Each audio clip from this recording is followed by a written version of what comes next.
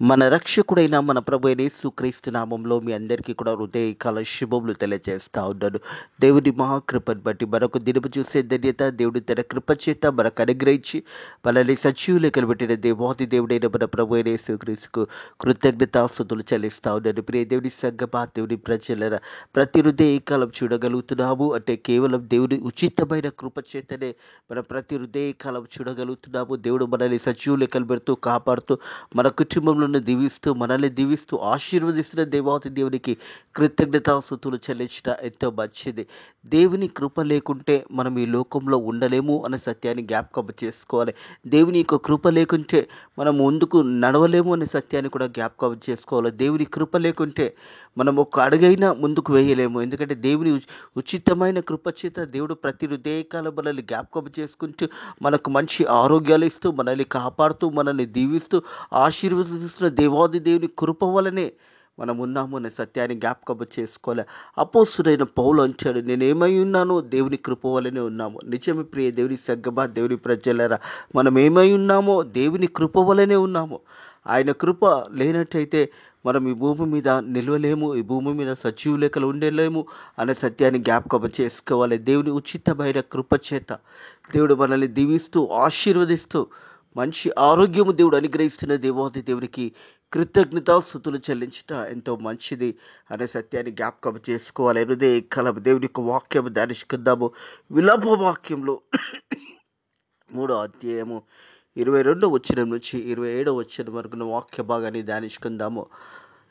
ఇర్మియా ప్రవక్త రాసిన విలాప వాక్యంలో, విలపిస్తూ రాసిన ఈ విలాప వాక్యంలో, కన్నీరుతో రాసిన ఈ విలాప వాక్యంలో మరి 3వ అధ్యాయం 22వ వచనం నుంచి 27వ వచనం వరకు వాక్య భాగాన్ని హృదయ కాలం ధ్యానించబోతా ఉన్నాము. 22వ వచనం చూసినట్టయితే, యెహోవా కృపగలవాడు, ఆయన వాక్యాల ఎడతెరగక నిలిచిన్నది గనక మనం నిర్మూలన కాక ఉన్న వారము. నిజమే ప్రియ దేవుని సంగమా, దేవుని ప్రజలరా, ఈ విలాప వాక్యంలో మరి ఇర్మియా ప్రవక్త విలాపంతో ఈ యొక్క మాటలు ఇక్కడ రాసి తెలియజేస్తా ఉన్న మాటలు, దేవుని కృప ఎడతెరగక ఉన్నది అనే సత్యాన్ని జ్ఞాపకం చేసుకోవాలి. యెహోవా కృపగలవాడు, నిజంగానే దేవుడు కృపగలవాడు. దేవాది దేవుడు కృప వల్లనే మనం ఉన్నాము. దేవుని కృప వల్లనే మనం సజీవులెక్కలు ఉన్నాము. దేవుని కృప వల్లనే మనం ఉద్యోగాలు చేస్తున్నాము. దేవుని కృప వల్లనే మన రాకపోకలంతా కూడా దేవుడు తన కృప చేత మనల్ని కాపాడుతున్నాడు. మన పిల్లలను కూడా దీవిస్తున్నాడు, ఆశీర్వదిస్తున్నాడు అని జ్ఞాపకం చేసుకోవాలి. ఆయన వాక్యాల ఎడతెరగక నిలిచి ఉన్నది.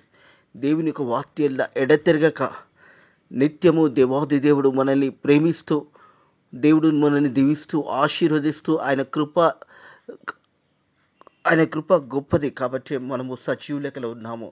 ఆయన కృప మనకు తోడై ఉన్నది కాబట్టి మనం ఇంకా ఈ భూమి మీద సజీవ లెక్కలో ఉన్నాము అనే సత్యాన్ని జ్ఞాపకం చేసుకోవాలి. ఆయన వాక్యాలు ఎడతెరగక నిలిచినది కనుక మనం నిర్మూలన కాకున్నాము. మనం ఇంకా కూడా ఈ లోకంలో ఉన్నాము అంటే అది దేవుని కృపనే.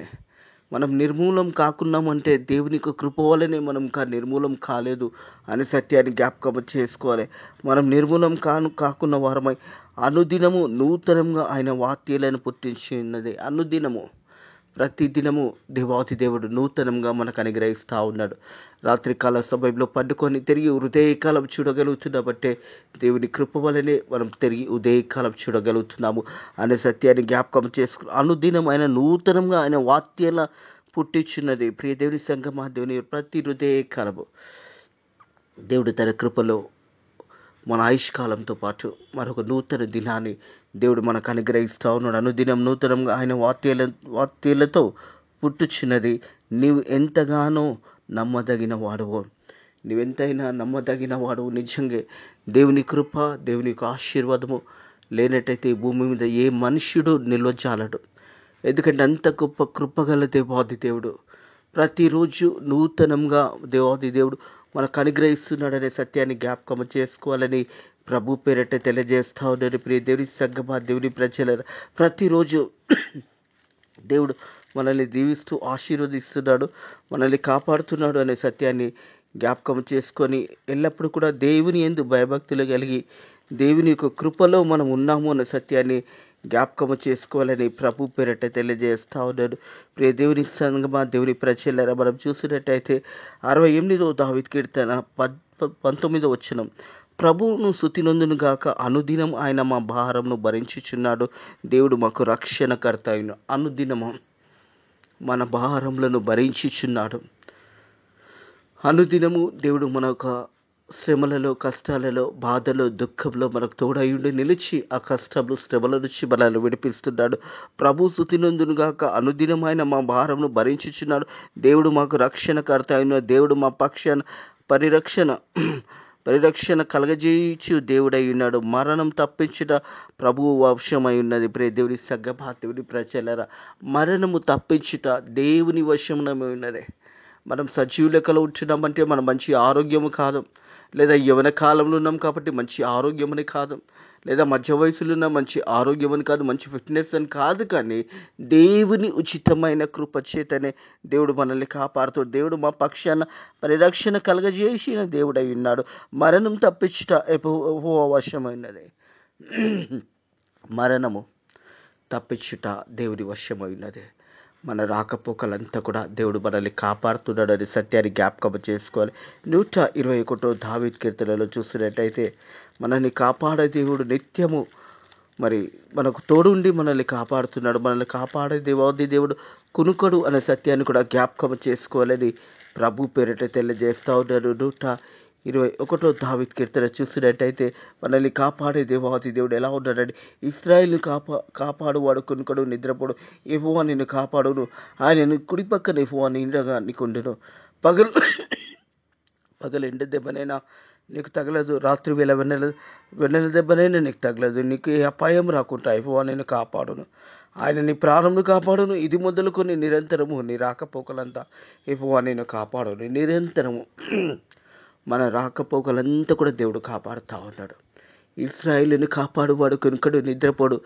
దేవుని సంగమా దేవుని ప్రజలారా, అనుక్షణము దేవుడు మనల్ని కాపాడుతున్నాడు, మనల్ని దీవిస్తున్నాడు, ఆశీర్వదిస్తాడు అనే సత్యాన్ని జ్ఞాపకం చేసుకోవాలి. తిరిగి విలాపవాక్యంలోకి వచ్చినైతే 3వ అధ్యాయం 23వ వచనంలో, అనుదినము నూతనంగా ఆయన వాక్యాలను పుట్టించినది. నీవెంతగానో నమ్మదగిన వాడు. యెహోవా నా భాగ్యం అని నేను అనుకొనుచున్నాను. ఆయన యందు నేను నమ్మికించున్నాను. హల్లెలూయా. దేవుని యందు నమ్మికించడము ఎంతో ధన్యత, అది ఆశీర్వాదము, అది దీవెనకరము. యెహోవా నా కాపరి, నాకు లేమి కలగదు. 23వ దావీదు కీర్తన చూసినట్టయితే దేవుని సంగమా దేవుని ప్రజలారా, దేవుడు మనకు కాపరిగా ఉన్నాడు అనే సత్యాన్ని జ్ఞాపకం చేసుకోవాలి. దేవుడు అనుక్షణము మనల్ని కాపాడుతూ, మనల్ని దీవిస్తూ, మనల్ని ఆశీర్వదిస్తున్నాడు అనే సత్యాన్ని జ్ఞాపకం చేసుకోవాలి. 23వ దావీదు కీర్తన చూసినట్టయితే, యెహోవా నా కాపరి, నాకు లేమి కలగదు. పచ్చిక చోటులో ఆయన నన్ను పరుండ చేయుచున్నాడు, శాంతికరంలో జలయదని నడిపించున్నాడు. నా ప్రాణంలో ఆయన సిద్ధర్చుచున్నాడు. తన నామంని బట్టి నీతి మార్గంలో నన్ను నడిపించు. గాఢాంధకారపు లోయలో నేను సంచరించిన ఏ అపాయానికి భయపడను. గాఢాంధకార లోయ అనుభవము అంటే శ్రమ అనుభవము, కష్టం అనుభవము, బాధ అనుభవంలో, దుఃఖంతో ఉన్నప్పుడు దేవుడు మనల్ని ఓదార్స్తాడు, మనల్ని బలపరుస్తాడు, ధైర్యపరుస్తాడు, ముందుకు నడిపిస్తాడు అనే సత్యాన్ని జ్ఞాపకం చేసుకోవాలి. ఎందుకంటే దేవుడే మన కాపరి అయి ఉన్నాడు. యెహోవా మన కాపరిగా ఉన్నాడు కాబట్టి మనకు ఏ ఒక సమస్య వచ్చినా, కష్టం వచ్చినా, దుఃఖం వచ్చినా, బాధ వచ్చినా విడిపించే దేవుడు నీ పక్షాన ఉన్నాడనే సత్యాన్ని జ్ఞాపకం చేసుకోవాలి. యెహోవా నా భాగ్యమని నేను ఎంచుకున్నాను. ఆయన యందు నేను నమ్మకించి ఉన్నాను. తను ఆశ్రయించిన వారి ఎడల యెహోవా దయాళుడు. ఆయన దేవుని ఆశ్రయించిన వారికి దేవుడు కృపగల దేవుడు, అలాగే విడిపించే దేవుడు. ఆయనను ఆశ్రయించిన ప్రజలను ఎప్పుడు కూడా దేవుడు మర్చిపోడనే సత్యాన్ని జ్ఞాపకం చేసుకోవాలి. మనం చూసినట్టయితే యోహాను సువార్తలో ఎందరైతే యేసయ్య దగ్గరకు వస్తారో వారందరినీ దేవుడు చేర్చుకుంటాడనే సత్యాన్ని జ్ఞాపకం చేసుకోవాలి. యోహాను సువార్త 1వ అధ్యాయం 12వ వచనంలో ఉంటుంది. తనను ఎందరు అంగీకరించిరో వారందరికీ, అనగా తన నామమందు విశ్వసించి వారికి దేవుడు పిల్లలవుటకు ఆయనకు అధికారము అనుగ్రహించెను. దేవుని సంగమా దేవుని ప్రజలారా, యేసు ప్రభు దగ్గరికి ఎవరిచ్చినా కానీ ఎవరిని కూడా ఒట్టి చేతులతో పంపడు. యేసయ్య దగ్గరకు వచ్చిన వారిని ఎప్పుడు కూడా యేసయ్య వెనుకకు పంపడు. ఎందుకంటే వాక్యం ద్వారా యేసయ్య దగ్గరకు వచ్చిన వారందరినీ కూడా ఎందరైతే తనను అంగీకరించిరో వారందరికీ, అనగా తన నామమందు విశ్వసించిన వారందరికీ దేవుని పిల్లలవుటకు ఆయనకు అధికారం అనుగ్రహించబడేది. దేవుని పిల్లలవుటకు మనమందరం కూడా దేవుని పిల్లలుగా దేవుని సన్నిధికి వచ్చినప్పుడు దేవుడు మనల్ని ఆశీర్వదిస్తాడు, మనల్ని విడిపిస్తాడు. ఎల్లప్పుడూ కూడా దేవుడు మనకు తోడై ఉంటాడనే సత్యాన్ని జ్ఞాపకం చేసుకోవాలి.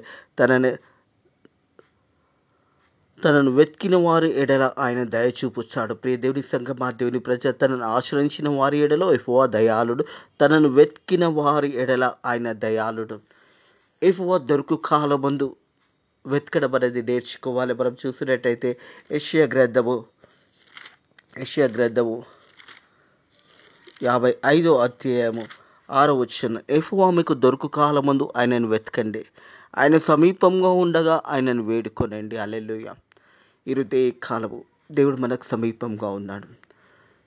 యెహోవా దొరుకు కాలమందు ఆయనను వెతకండి. ప్రియ దేవుని సంఘమా, దేవుని ప్రజలారా, హృదయ కాలంలో మనం దేవుని వెతికే బిడ్డలంగా ఉండాలి. ఉదయ కాలంలో ప్రార్థన ద్వారా, అలాగే హృదయకాల వాక్యం ద్వారా మీ దినాలు ప్రారంభించినప్పుడు ఆ దినమంతా కూడా దేవుడు తోడైంటాడు. దేవుడు విడిపించే దేవాది దేవుడు నీ పక్షాన ఉంటాడనే సత్యాన్ని జ్ఞాపకం చేసుకోవాలి. యెహోవా మీకు దొరుకు కాలమందు ఆయనను వెతకండి, ఆయన సమీపంగా ఉండగా ఆయనను వేడుకొనండి. ఆయన ఎప్పుడైతే సమీపంగా మనం ఉన్నప్పుడు ఆయనను వెతికే బిడ్డలుగా మనం ఉండాలనే సత్యాన్ని జ్ఞాపకం చేసుకోవాలని ప్రభు పేరిట తెలియజేస్తా ఉన్నాడు. ప్రియ దేవుని సంఘమా, దేవుని ప్రజలారా, ఆయన దొరుకు కాలమందు ఆయనను వెతకాలి, ఆయన సమీపంగా ఉండగా ఆయనను వేడుకోవాలి అనే సత్యాన్ని జ్ఞాపకం చేసుకోవాలని ప్రభు పేరిట తెలియజేస్తాం. తిరిగి విలాప వాక్యంకి వచ్చినట్టయితే 26వ వచనము, నరులు ఆకలి గుణంగా యెహోవా అనుగ్రహించి రక్షణ కొరకు ఓపికతో కనిపెట్టుకుంటాం మంచిదే. దేవుడిచ్చే రక్షణ కొరకు ఓపికతోని కనిపెట్టుకునుట ఎంతో మంచిది అనే సత్యాన్ని జ్ఞాపకం చేయబడుతుంది. ప్రియ దేవుని సంఘమా, దేవుని ప్రజలారా, నరులు ఆశ కలిగి యెహోవా అనుగ్రహించిన రక్షణ కొరకు ఓపికతో కనిపెట్టడం మంచిదే. దేవుని కొరకు మనం జీవించాలి, వాక్యానుసారంగా మనల్ని మనం కట్టుకోవాలి, వాక్యానుసారంగా మనం జీవించాలి. ఓపికతోనే దేవుని యొక్క సన్నిధిలో మనము నిలిచి ఉన్నప్పుడు ఓపికతో మనము దేవుని కనిపెట్టుకునే బిడ్డలుగా ఉండాలి. ప్రియ దేవుని సంఘమా, దేవుని ప్రజ, నరులు ఆశ కలిగి యెహోవా అనుగ్రహించిన రక్షణ కొరకు ఓపికతో కనిపెట్టుకో మంచిది. యవన కాలమందు కాడి మోట నరునికి మేలు, అతని మీద దానిని మోపువాడు దేవుడే యెహోవానే. యవన కాలమందు, ప్రియ దేవుని సంఘమా, దేవుని ప్రజలారా, యవన కాలమందు దేవుని కాడి మోయేవారు ధన్యులు అనే మాట రాయబడింది. దేవుని యొక్క కాడి మోయడం, అది మోపేవాడు యెహోవానే. యవన కాలంలో వచ్చిన బిడ్డలు దేవుని సన్నిధిలో దేవునికి లోబడి దేవుని చిత్తానుసారంగా జీవించడము ఎంతో మంచిది అనే సత్యాన్ని జ్ఞాపకం చేసుకోవాలని ప్రభు పేరిట తెలియజేస్తా ఉన్నాను. యవన కాలంలో పుట్టిన వారు బలమైన బిడ్డలుగా ఉంటారనే సత్యాన్ని కూడా జ్ఞాపకం చేసుకోవాలి. 127వ దావీదు కీర్తనలో చూసినట్టయితే,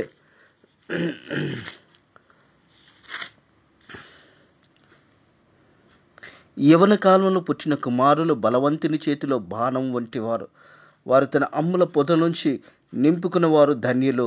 అటివారు సిగ్గుపడక గుమ్మంలోనే తమ విరోధులతో వాదించెదరు. హల్లెలూయా. యవన కాలంలో దేవుని కార్యమయ్యేవారు ధన్యులు. యవన కాలంలో దేవుని యొక్క సువార్త విషయంలో కానీ, దేవుని యొక్క పరిచర్య విషయంలో కానీ, ఇవన్నిటి విషయంలో దేవుని యొక్క సేవలో పనిచేయడం వారి యవన కాలంలో ఉన్నవారు ధన్యులు. ఆ యొక్క పని చేయడంలో దేవుడు వారిని దీవిస్తాడు, ఆశీర్వదిస్తాడు. మత్తయి సువార్త 11వ అధ్యాయము 28వ వచనం చూసినట్టయితే, ప్రయాసపడి భారము మోసుకున్న సమస్త జనులారా నా యొద్దకు రండి, నేను మీకు విశ్రాంతిని కలగజేస్తాను. నేను సాత్వికుడును, దీన మనసును గలవాడు గనుక మీ మీద నా కాడి ఎత్తుకొని నా యొద్ద నేర్చుకునండి. దేవుని యొక్క కాడి ఎత్తుకొని నా యొద్ద నేర్చుకునండి, అప్పుడు మీ ప్రాణంకు విశ్రాంతి దొరుకును. ఏలెనగా నా కాడి సులభంగా, నా భారము తేలికగా ఉన్నాయి. ప్రియ దేవుని సంఘమా, దేవుని ప్రజలారా, దేవుని యొక్క ఆ కాడి మోయడం అన్నది ఎంతో ధన్యత.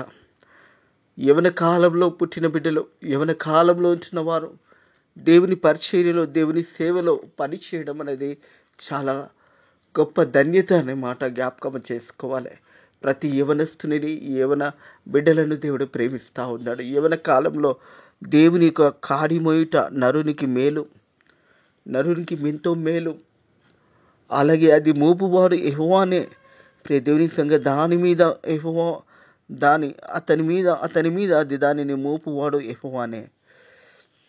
దేవుడే ఆ కాడిని యవన బిడ్డల మీద పెడతాడు. అంటే దేవుని యొక్క మాటలు, దేవుని యొక్క పరిచర్య, దేవుని యొక్క సేవలో యవన కాలంలో దేవుని పరిచర్య చేయవారు ధన్యురాలు అనే సత్యాన్ని జ్ఞాపకం చేసుకోవాలి. యవన కాలంలో దేవుని వెతికి, యవన కాలంలో దేవుని యొక్క పరిచర్యలో పనిచేయడం అనేది గొప్ప ధన్యత అనే సత్యాన్ని జ్ఞాపకం చేసుకోవాలని ప్రభు పేరిట తెలియజేస్తా ఉన్నారు. ప్రియ దేవుని సంగమా, దేవుని ప్రజల యవన కాలంలో కాడి మోయుట నరునికి మేలు. యవన కాలంలో కాడి మోయుట నరునికి మేలు. అది మోపేవాడు యెహోవానే. దేవుని పరిచర్యలో, దేవుని సేవలో నీ ఎంతో బాధ్యతగా ప్రతి యవనస్తుడు, యవన బిడ్డలు దేవుని యొక్క పరిచర్యలో, దేవుని యొక్క సేవలో దేవుడు ఏ రీతి అయితే వాడుకుంటున్నాడో ఆ రీతిగా ఆ పనిలో వారు నిలిచి ఉన్నప్పుడు వారు ధన్యురాలు అనే మాట జ్ఞాపకం చేసుకోవాలి. యవన కాలంలో దేవుని సేవలో నువ్వు ఎన్నుకోబడ్డావు అంటే అది దేవుని కృప వలనే నువ్వు ఎన్నుకోబడ్డావు అనే సత్యాన్ని కూడా జ్ఞాపకం చేసుకోవాలని ప్రభు పేరిట తెలియజేస్తా ఉన్నాను. ప్రియ దేవుని సంగమా, దేవుని ప్రజలారా, ప్రియ యవనస్తులారా, మీరు ఒకవేళ దారి తప్పిపోయినట్టయితే హృదయకాలం తిరిగి దేవుడు మిమ్మల్ని పిలుస్తూ ఉన్నాడు. దేవుని యొక్క కాడి నరులు మోయుట ఎంతో మేలు, ఎంతో ధన్యత. అది దేవుని పరిచర్యలో, దేవుని సేవలో మనం కూడా పాలు భాగస్తులై దేవునిని మహిమపరిచి, దేవుని ఘనపరిచే బిడ్డలుగా మనం ఉన్నప్పుడు దేవుని ఆశీర్వాదాలు మనం పొందుకుంటాము అనే సత్యాన్ని జ్ఞాపకం చేసుకోవాలని ప్రభు పేరిట తెలియజేస్తా ఉన్నాను. తనను ఆశ్రయించిన వారి దయాళుడు, తనను వెతికిన వారి ఏడలో ఆయన దయ చూపువాడు. ఆయనను వెతుకువారి ఎడల, దేవునికి వెతుకువారి ఎడల దేవుడు దయ చూపే దేవాది దేవుడు హృదయ కలము వాక్యము ద్వారా మనతో మాట్లాడుతూ ఉన్నాడు. మనమందరం కూడా వెతకాలి, యేసే దగ్గరికి రావాలి. యేసే వాక్యానుసారంగా మనల్ని మనం కట్టుకొని వాక్యానుసారంగా మనం జీవించినప్పుడు దేవుని సకల ఆశీర్వాదాలు మనం పొందుకుంటాము. మనం ఏమై ఉన్నామో దేవుని కృప వలనే ఉన్నాము. నిజమే, ఆయన కృప లేనిది ఏ మానవుడు కూడా ఈ లోకంలో నిలవలేదు. ఈ ప్రపంచమంతా కూడా ఈ రీతిగా ఉన్నదంటే అది కేవలము దేవుని కృప వలనే ఉన్నదే. ఆ కృపగల దేవాది దేవుడు ప్రతిరోజు మనల్ని జ్ఞాపకం చేసుకుంటున్నాడు కాబట్టి మనం సజీవ లెక్కలో ఉన్నాము. ఆ కృపగల దేవాది దేవుడు నిన్ను, నీ కుటుంబంని ప్రతిరోజు జ్ఞాపకం చేసుకుంటున్నాడు. ప్రతి క్షణము జ్ఞాపకం చేసుకుంటున్నాడు. నేను కాపాడువాడు, కొనుకడు, నిద్రపోడు. ప్రియ దేవుని సంగమా, దేవుని ప్రజలారా, అనుక్షణము దేవుడు మన భారంను భరించేవాడు ఉన్నాడు. అనుదినము దేవాది దేవుడు మన భారంను భరించిన వాడు ఉన్నాడు. నీ భారం అంతా కూడా యెహోవా మీద మోపు అనే మాట జ్ఞాపకం చేసుకోవాలి. మనం చూసినట్టయితే సామెతల గ్రంథము 16వ అధ్యాయము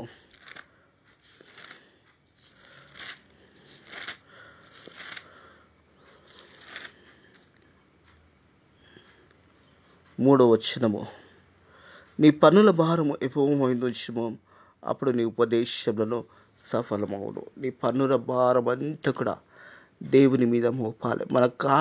దేవుని యొక్క కాడిని మనం మోసినప్పుడు దేవుడు మన భారం అంతా కూడా తేలిక చేస్తాడు. మనకున్న సమస్యల నుంచి, కష్టాల నుంచి మనల్ని విడిపిస్తాడు.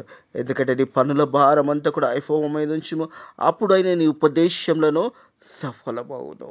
నీ ఉపదేశములన్నీ కూడా సఫలమవుతాయి. ఎప్పుడంటే మనం దేవుని బిడ్డలుగా జీవించినప్పుడు, దేవుని మార్గంలో జీవించినప్పుడు. యవన కాలంలో ఉంటున్న బిడ్డలు ప్రత్యేకంగా నరులు దేవుని యొక్క కాడి మోయుట ఎంతో మేలు. అట్టి కృప దేవుడు మీ అందరికీ కూడా అనుగ్రహించును గాక. ప్రతి ఒక్కరు కూడా దేవుని యొక్క కాడి మోసి ఆయన సువార్త పరిచర్యలో సర్వలోకానికి వెళ్ళి సర్వ సృష్టికి సువార్త ప్రకటించండి అని చెప్పిన మాట ప్రకారము మనం దేవుని సేవలో, దేవుని పరిచర్యలో దేవుడు మనల్ని బహు గొప్పగా వాడుకోబోతుండగా మనం అందరం కూడా దేవుని యొక్క కాడి మోస్తూ ముందుకు సాగిపోదాము. అట్టి కృప దేవుడు మీకు మీ బిడ్డలకు అనుగ్రహించును గాక. ప్రార్థన చేసుకుందాము.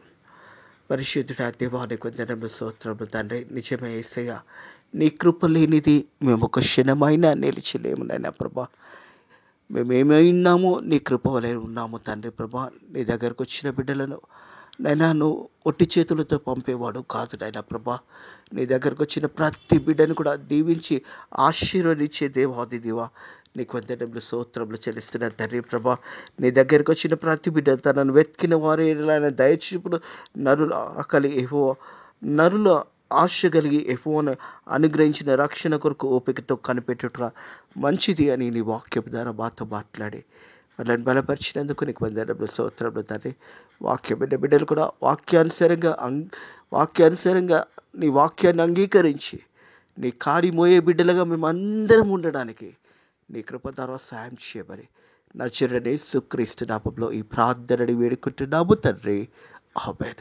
మన రక్షకుడైన మన ప్రభువైన యేసుక్రీస్తు యొక్క కృపా సమాధానాలు నెమ్మది ఇప్పుడు ఎల్లప్పుడు సదాకాలము మీకును మీ కుటుంబంలో తోడై నీడై ఉండును గాక. ఆమేన్.